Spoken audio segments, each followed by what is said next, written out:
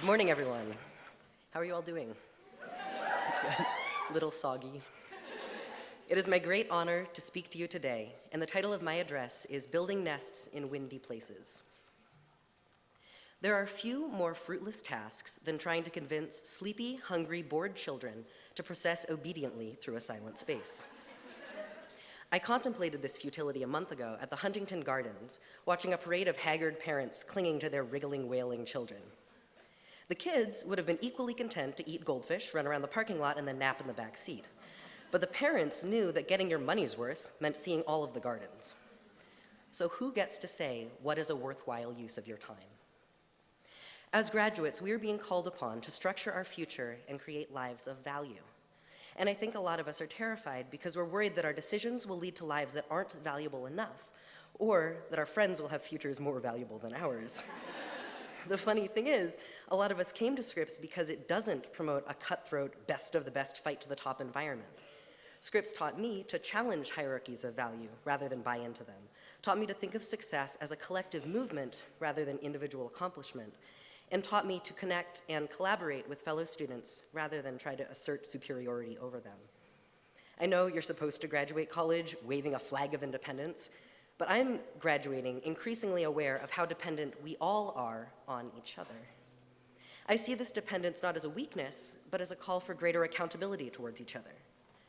We have not been trained to be 212 elite academic prize fighters chomping at the bit to spring into action and fight to the top of the pig pile.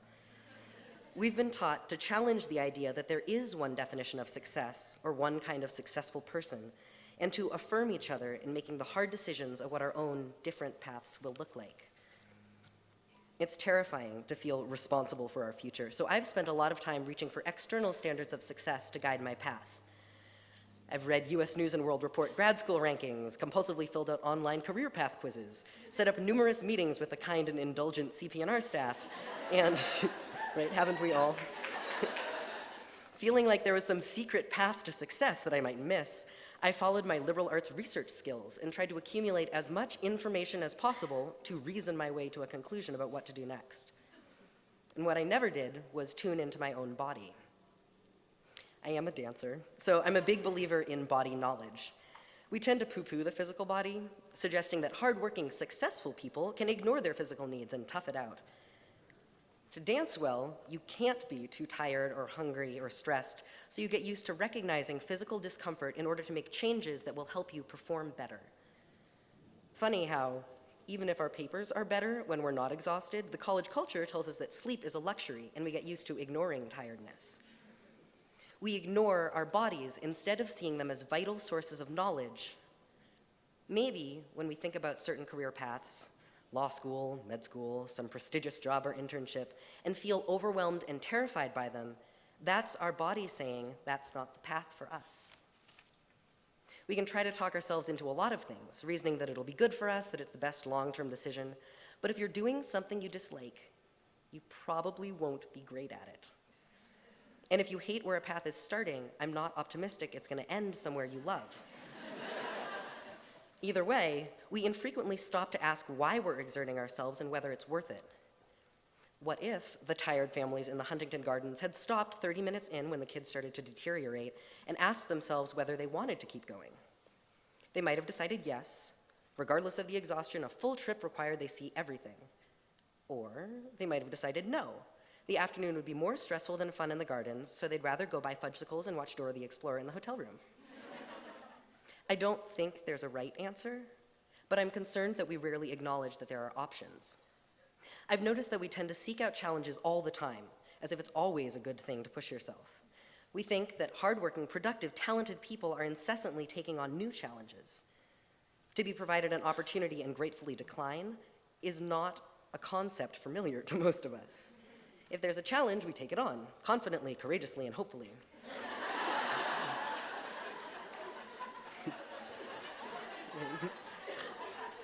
And some challenges help us grow, but not all. When we think that only the most difficult things are worthwhile, we don't honor our passions or recognize that our love and energy are limited and vital resources worthy of being allocated thoughtfully. Audre Lorde's poem, Portrait, has guided me through several big decisions, and whenever I read it, one line stands out. I must always be building nests in a windy place. I used to read that as a call to courageously leap into situations where you will not always feel safe or protected. Now I wonder. This semester, I could have taken a full schedule of lab science classes. I have taken only one lab science in my time here and get excited when I remember things from high school science like the word electron. So, that would have been challenging for me. I could have gotten through them, I'm sure, probably even gotten decent grades, but it would have required a massive investment of time. Instead, I chose a schedule of exciting classes in areas I love, with enough room for me to invest my energy in other parts of my life that are equally valuable. My friends, my dorm, my physical well-being. I don't see that as a slacker decision or as an easy way out. I see that as an intentional use of my body. Rather than finding happiness in an ongoing series of adrenaline rushes from fighting the wind in any form, I think I'm starting to know myself and getting better at building my nest. Building a sustainable, happy life in my own eyes. I wonder whether striving to become the best prevents us from taking a hard look at ourselves and figuring out who we are. Throwing ourselves into hardship so we can come out the other end with a certificate of passage can be exhilarating, but we risk deriving our self-worth from our ability to survive. I've stayed in some pretty awful jobs, fearing that quitting meant I lacked courage or willpower. But when we're run down and struggling to keep head above water, it's hard to be a positive force in the lives of people around you. I could have seen quitting, not as a cop-out, but as a commitment to finding new work that I could do more fully and that would leave me with energy to invest in those around me. People speak of life after graduation as if there's a right decision. Oftentimes, we look to college board rankings or social prestige to determine what that means, but act as if it doesn't matter whether something is right for us. We think there are good paths, and anyone can follow them if they work hard enough. But there is so much untapped potential for engaged, creative lives lying dormant in us when we act as though we are all the same and must all lead the same kind of life.